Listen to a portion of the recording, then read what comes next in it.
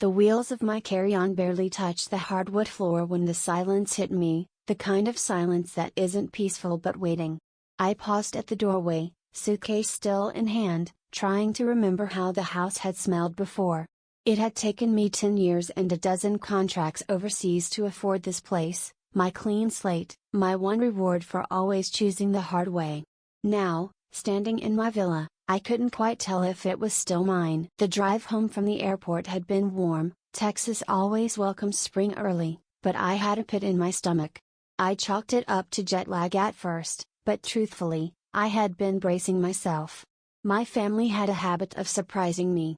I hadn't seen Shari or Carlton in over a year, not since the Christmas call that ended with her in tears and me drinking alone. And now, coming back from Jakarta after 6 months of 16-hour days, I expected quiet, not questions, not obligations. Just stillness. But stillness had left the building. I built this house to have peace, not to become a battlefield. Settling into my office to check the backlog of bank emails, one notification stood out. A transaction for over $9,000 labeled Villa Furnishing. My chest tightened. I had left a blank check behind, a precaution, just in case the yard needed maintenance or utilities glitched. But I hadn't authorized this. I called the bank. The check had my signature, or something that resembled it. Different pressure points, inconsistent slant. The clerk was polite, apologetic, but firm. It cleared, Ms. Evans. On January 17th. We assumed it was approved. I hung up and stared at the screen. That money was meant for finishing touches, my lighting system, custom pantry shelves. Not furnishings. Not by someone else's hand. I should have known better than to trust family with a blank check. Pulling into the driveway, something felt off. Toys on the lawn.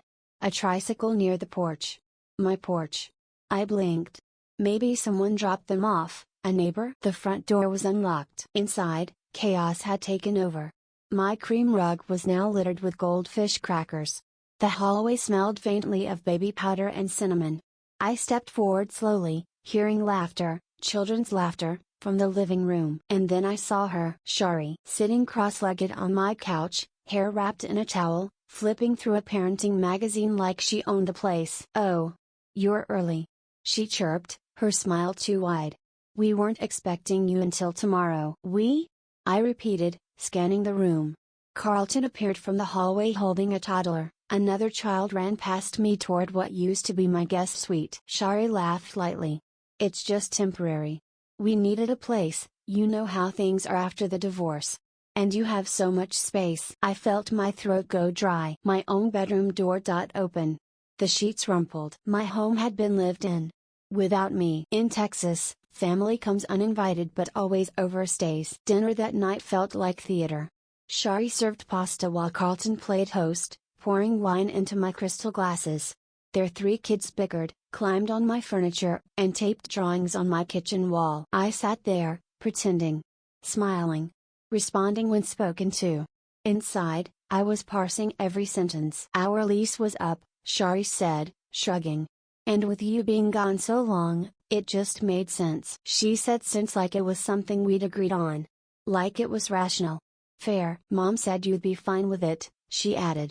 "You always were the easygoing one." As if being walked over made me agreeable. Right on cue, my phone buzzed. It was my parents, on speaker. "You're back. That's wonderful. Listen, sweetheart, be kind. They're going through a lot right now. We told Shari you wouldn't mind." Of course they did. I glanced at Carlton, still grinning, and felt something inside shift. Not anger, not yet. Just that disappointment. In myself. For always staying polite.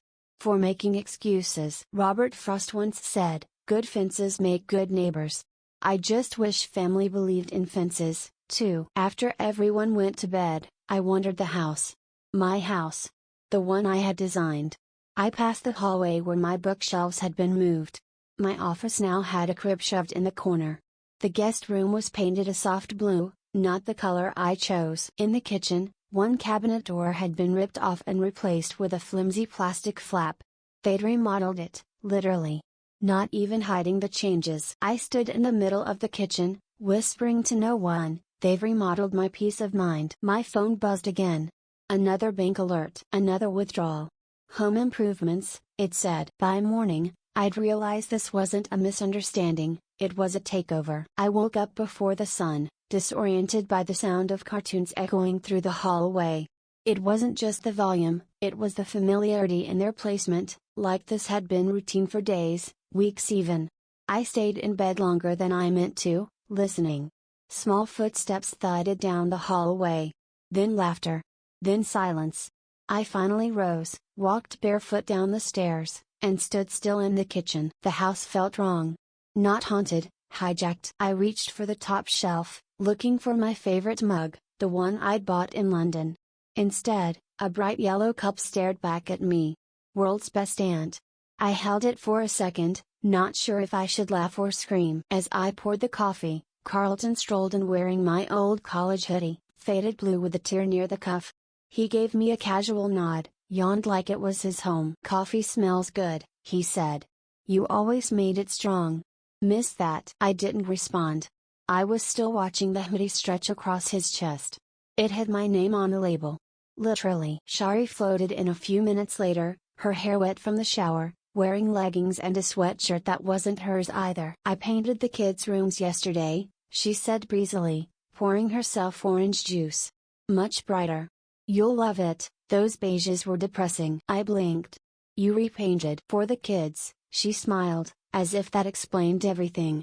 "And don't worry, we left your bedroom untouched." People don't steal houses in America, they just move in and pretend it was always theirs. Later that morning, once the kids were off to school and Carlton disappeared into the garage with a toolbox, I walked the hallways of my house. The guest room walls were now sky blue with rainbows painted across them, actual rainbows, not decals. The second bedroom had a bunk bed and dinosaur wallpaper. My office? Gone. The walnut desk, bookshelves, my grandfather's leather chair, all vanished. In their place, foam play mats, bins of stuffed animals, and a pop-up tent shaped like a castle. I stood in the doorway for a long moment before asking, calmly, "Where's my office furniture?" Carlton didn't even look up from the iPad. "Storage unit," he said. "We can bring it back later if you want. You can always work at the kitchen table, right?" I didn't respond. I just nodded slowly, then turned and walked away. What struck me wasn't the change, it was how effortlessly they acted, like it had always been this way. Like my things had never belonged. I spent the next hour taking pictures. Every room, every corner. I timestamped them, filed them into a private folder on my phone. I didn't know exactly what I'd do with them yet. But I knew this wasn't going to stay quiet. That night, dinner was spaghetti. Again. Carlton cracked jokes, Shari poured wine. The children chattered about school, and I kept my face neutral. Until the middle one, Tommy, looked up at me with big eyes and said, "Mom says you don't need your own family. You have us." The table went silent. Then Shari laughed, light and airy. "Kids say the funniest things." Carlton chimed in, "Well, he's not wrong." I froze, fork midair. "You're so serious all the time," he added. "Loosen up, Layla. You're part of our circus now." The parents called during dessert. Shari put them on speaker. "Be good to them, honey," my father said. "Shari's just had a rough year." "You were always the independent one," Mom added. "Don't let a little noise throw you off." Their words felt like sandpaper. Maya Angelou once said, "When someone shows you who they are, believe them the first time." I just never wanted to believe my own sister. After dinner, I told them I had emails to catch up on. No one questioned it.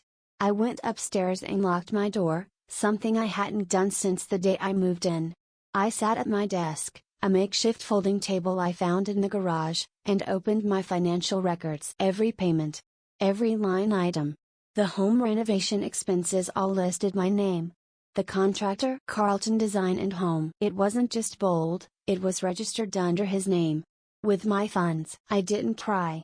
I didn't panic.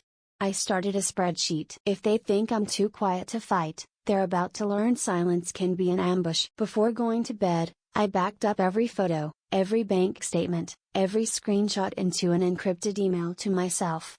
I printed copies and locked them in the drawer under my nightstand. Downstairs, I could hear Shari's laughter through the floorboards. She said something about owning the place soon. I lay there, staring at the ceiling. This wasn't a misunderstanding. It was strategy. By the time they find out I'm documenting everything, it'll already be too late. A week had passed since that night in the guest room, staring at the ceiling while my name was being quietly peeled off every surface I thought was mine. I played the part during the day, smiled, helped with dinner, asked about the kids' school, but beneath it, I was cataloging every twitch in their behavior. I wasn't looking for a smoking gun. I knew this family didn't deal in explosions, they preferred silent suffocation. That morning, a thick envelope arrived in the mail.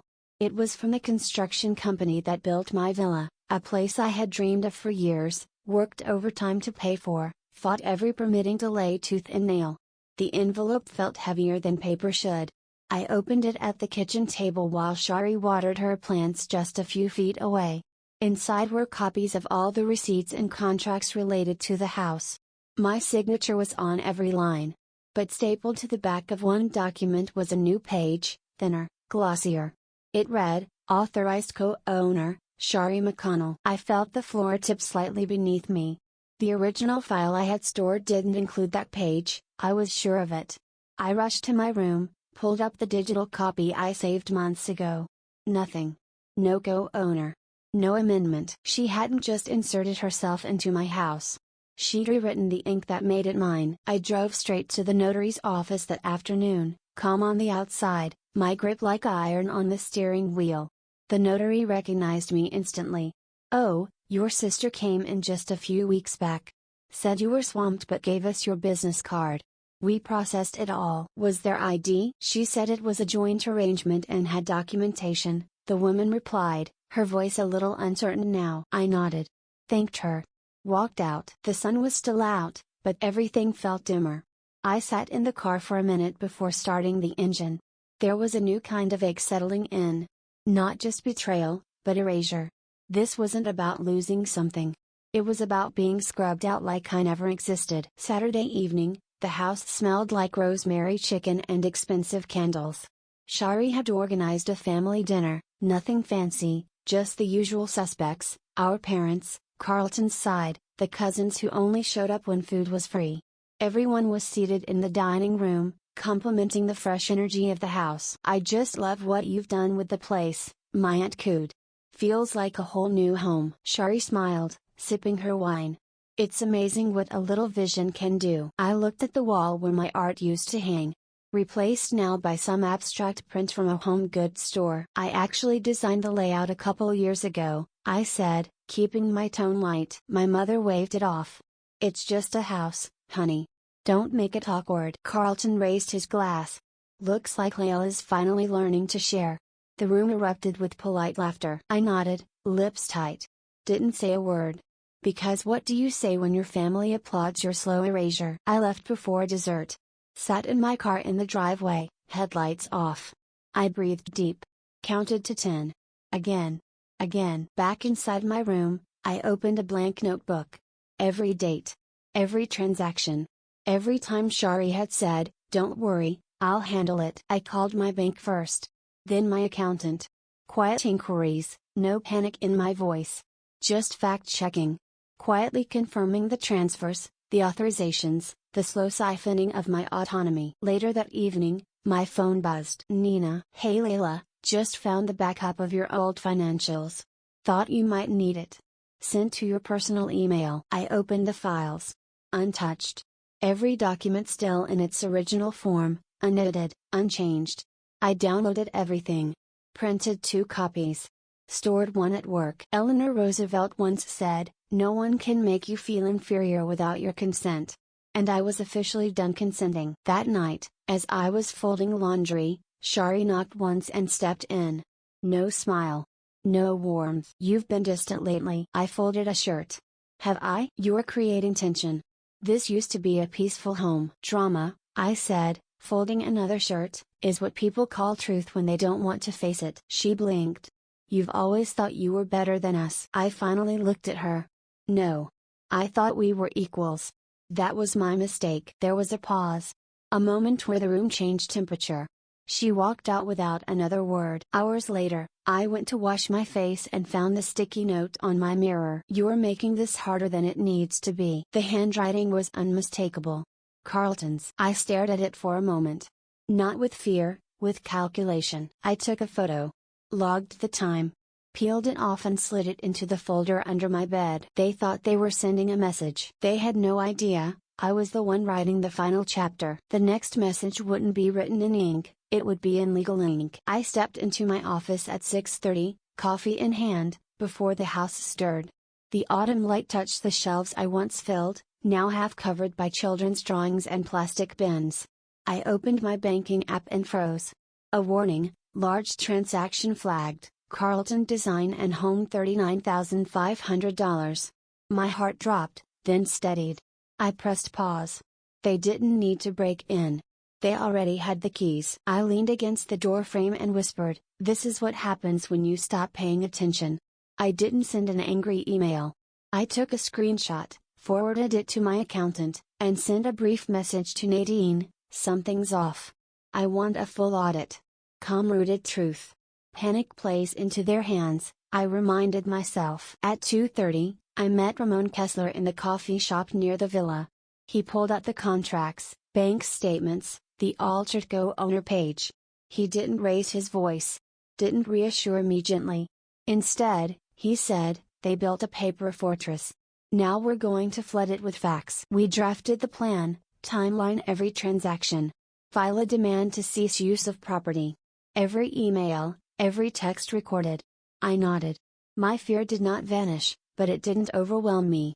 I drove home with the quiet conviction that legal war doesn't need battle cries. It needs documents. That evening, at dinner, Shari held court. "Thank you for letting us stay," she said, glasses raised. My father chuckled, "You're lucky, Layla. Silent treatment and still you keep the villa." My smile stayed put. Inside, I tallied names, dates, expenses. My mother offered a handwritten check. "Just sign here and we'll all be happy." "Mom," I thought quietly, "the check already has my name on it." I didn't argue. I nodded. Outside the window, the neighbor knocked, "Are we still getting that home office going?" I nodded again and walked past them to the back of the room. Public impression intact. Private storm forming. Later I escaped upstairs, locked the door I never locked before, pulled out a childhood sketch of the house I once drew. I placed it beside my laptop. I created a folder titled Project, my name. Do not share. In it, photos, invoices, contract scans. I set alerts for any transaction above $500. HOA notifications. And me, wide awake, fully dressed, realizing I no longer feared them, I respected them, and I was ready. Before dawn I stood at the front door watching the appraisal team enter, arranged by Carlton for insurance purposes. The head appraiser asked for the owner's keys and access to all records. My fingers tightened around the phone in my pocket. They think they're on offense. I've been preparing the defense. The courthouse parking lot was mostly empty. I sat in my car, engine off, Ramon's letter resting on my lap. It was clean, factual, calm, and final. A cease and desist with attachments, unauthorized expenses, forged pages, HOA infractions. All tied to Shari and Carlton. I signed my name slowly. The weight wasn't in the ink, it was in what it meant. 10 years of birthdays, cookouts, group texts gone in one attachment. Ramon's voice rang in my head from that morning. "You sure you're ready for the fallout?" I had replied, "That's the point." I hit send. Subject, notice of formal legal demand. Recipients, Carlton, CC, Shari. Then I sat still. My lungs expanded like I'd finally stopped flinching. For years I thought grace was silence. But grace is not weakness. It's power under control. By the time I returned home, the mood had shifted. The air felt denser. Shari's laughter didn't echo like it usually did.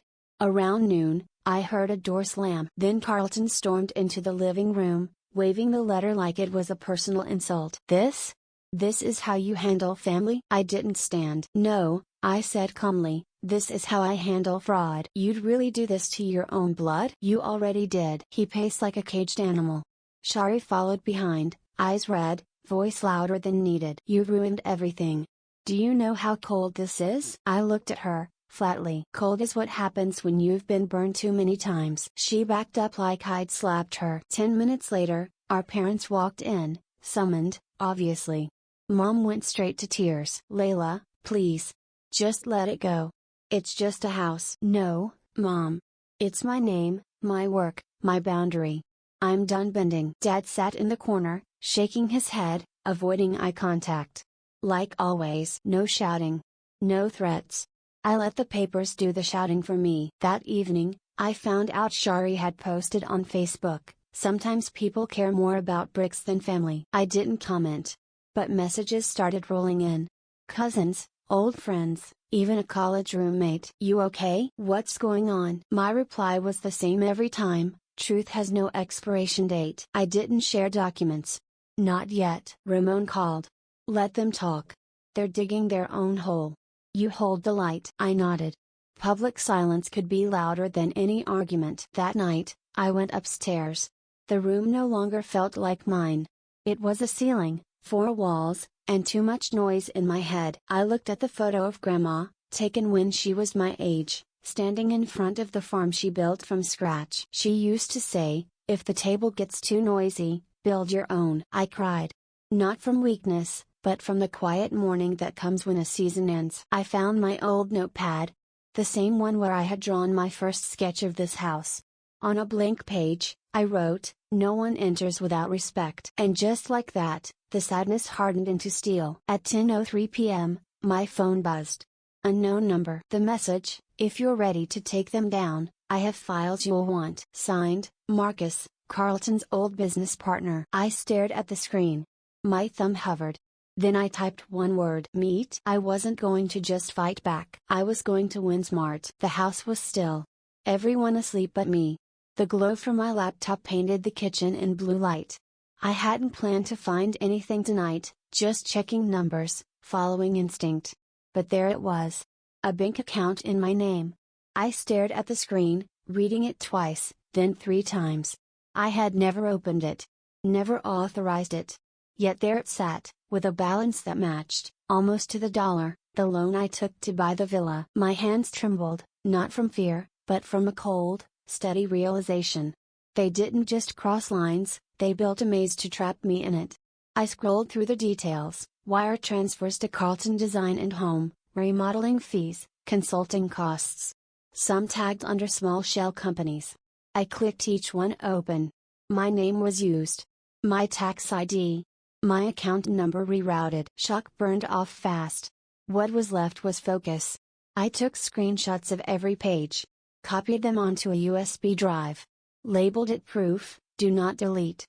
Then I stared at the wall for a long minute, my reflection faint in the dark glass of the microwave.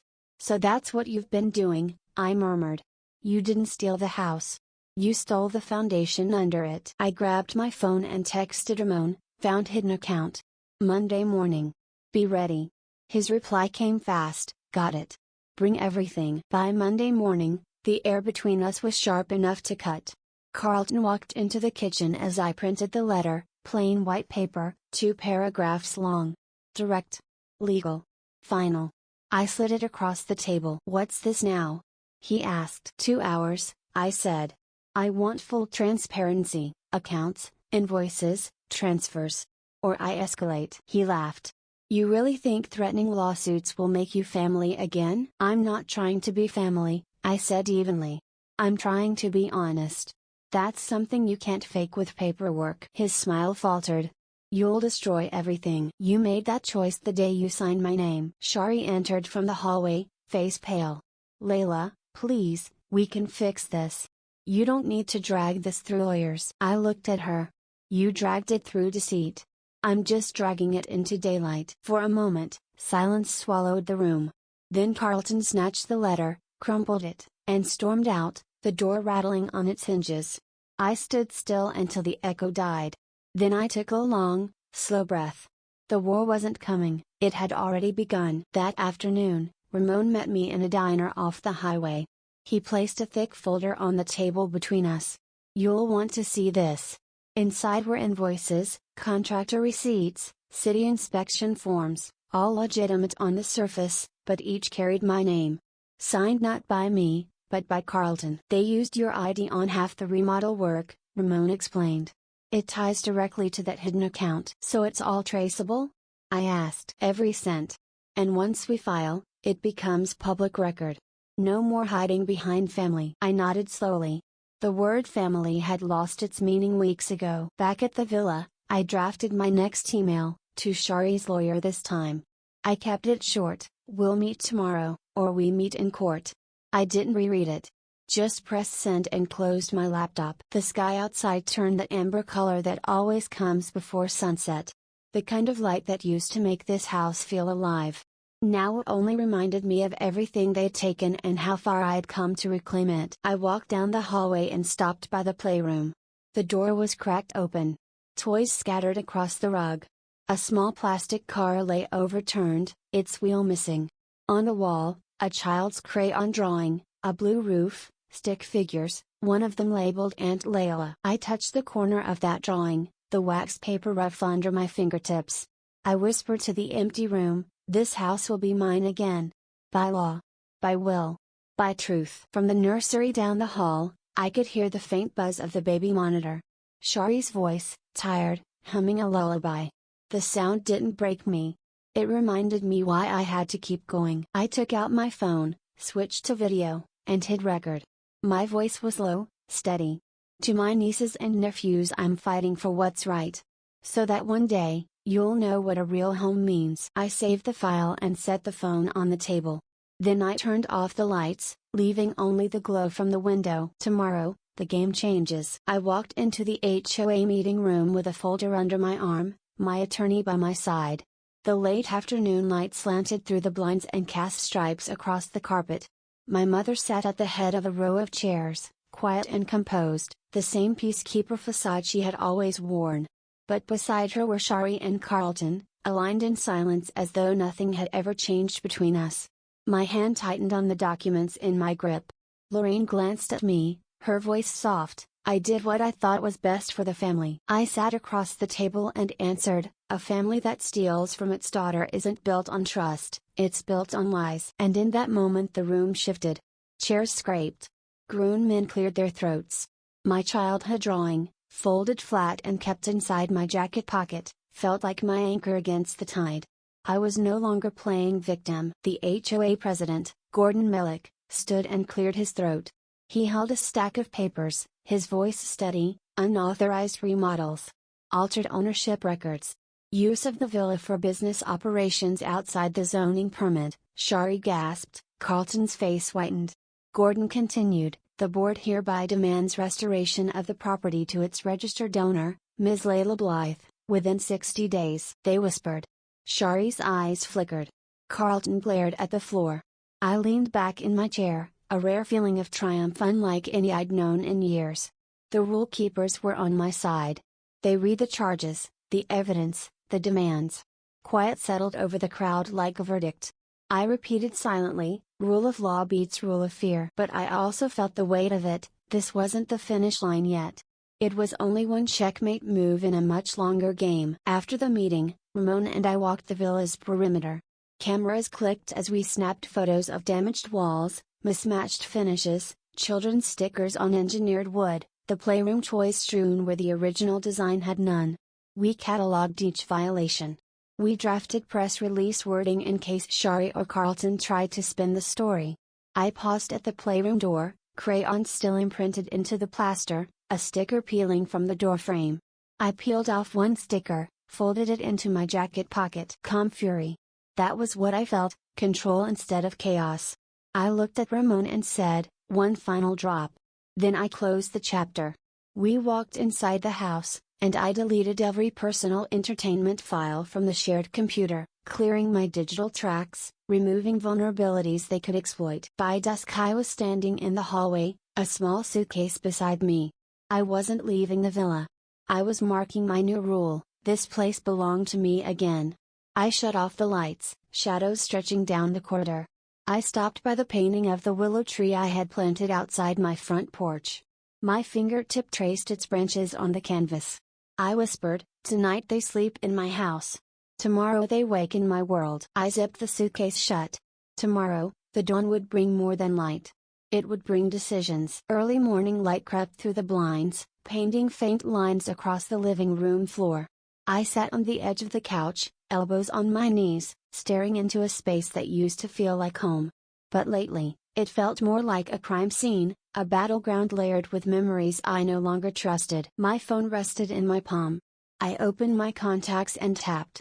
My real estate agent answered on the second ring. "List the villa," I said. Today. There was a pause. "You sure, Layla?" "More than I've ever been." After I hung up, my assistant reminded me of the blueprint we first sketched, all that hope wrapped in drywall. I looked her in the eye and said, "That vision was mine. What stands now, that's theirs." I reached under the coffee table, pulled out a small keepsake box. Inside, a drawing I made at age 8, the original house sketch, and a photo of my grandmother, the only woman I ever wanted to grow up to be like. I put the box in my car. Everything else could stay. The listing went live by lunchtime. First inquiry landed within 2 hours. I closed my laptop. Inhale. Exhale. This isn't surrender. This is a surgical exit. The next morning, I was making tea when my phone buzzed again. Carlton's name flashed across a news alert: "Prominent builder loses major contract amid HOA investigation." I didn't click the article. Didn't need to. Ramon texted, "It's unraveling faster than we expected." Social media had already turned. Carlton's posts had shifted from beach selfies to empty apologies. It hit me then, I hadn't screamed, hadn't plotted some dramatic revenge. I'd just outlasted the storm. I whispered to no one, I didn't burn it down. They lit their own fire. I called Ramon. "Ready for the next move?" He answered, "Already in the car." I smiled and grabbed my bag. Quiet victory. Still, it wasn't done yet. Later that day, I drove back to the villa one last time. Locks changed. Kids gone. Furniture staged. The silence inside was cleaner than it had ever been. Room by room, I walked slow. I wasn't saying goodbye to a house. I was releasing a story that no longer belonged to me. In the playroom, I peeled the last sticker off the wall. Smoothed fresh paint over the spot. Hung my grandmother's photo in its rightful place. I recorded a short video for my nieces and nephews. Just a message, soft and straight: "This was your aunt's house. I hope one day you find one built on honesty and love." Then I walked outside. The willow tree I planted had grown tall.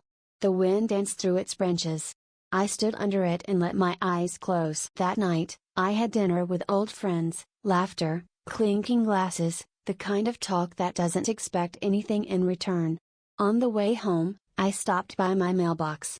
A plain white envelope sat wedged between bills. No return address. Inside, one sheet of paper. Transaction logs. Bank account numbers. An anonymous note at the bottom: "He's still hiding more. You should know." I didn't sit down. Just stood in the hallway and called Ramon. "I've got something. You'll want to see it." My voice was steady, but my heart was racing. I thought I was closing the book tonight. But it turns out something just reopened it. The next morning, I met Ramon at the cafe we always used for quiet strategy talks. I slid the plain envelope across the table to him, the one I found in my mailbox the night before. He opened it slowly, his eyes narrowing as he read through the documents. Bank accounts. Hidden transfers. Fake invoices tied to Carlton and Shari's names. A whistleblower's signature at the bottom, anonymous, but clear. "This isn't just shady," Ramon muttered, his tone dropping. "This is criminal." I nodded. No adrenaline, no nerves, just the steadiness of someone who's seen too much to be surprised anymore. We filed a formal complaint with the city's ethics committee that afternoon. Licensing board too. I asked him to deliver a copy to the journalist I'd trusted years ago with another family's silence. This time, it was mine. Not for revenge, not for show. Just to stop the cycle. That evening, I sat alone in my apartment, lights low, news playing in the background. And then, it hit the screen.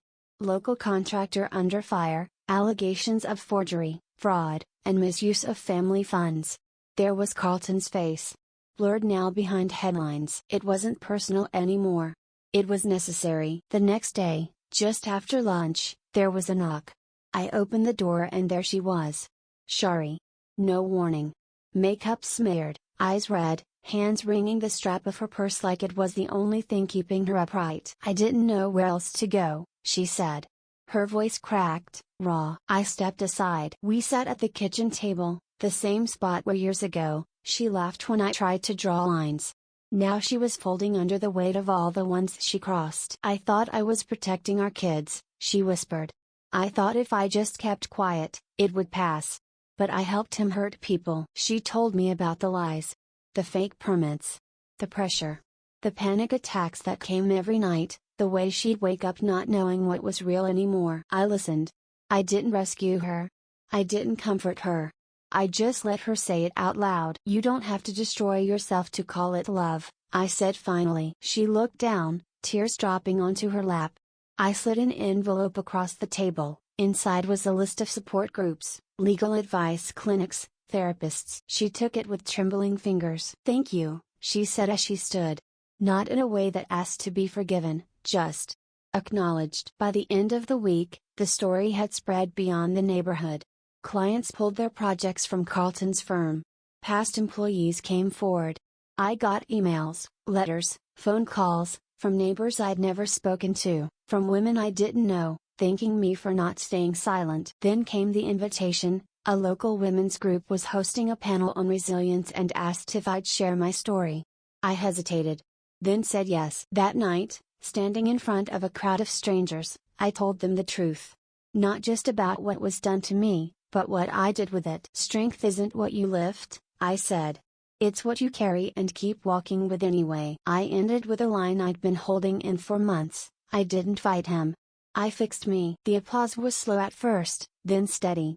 And for the first time, it didn't feel like survival, it felt like something new. A month later, the villa officially sold.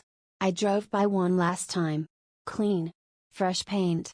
A couple expecting their first child stood on the porch, keys in hand. I waved from the car. "This place gave me strength," I said quietly. "I hope it gives you joy." I didn't look in the rearview mirror after I turned the corner. Back at my new apartment, I poured a cup of tea and sat on the balcony. My phone buzzed with photos from a recent trip, the coast, the hills, all those places I once thought were too far out of reach. Not anymore. The mail came.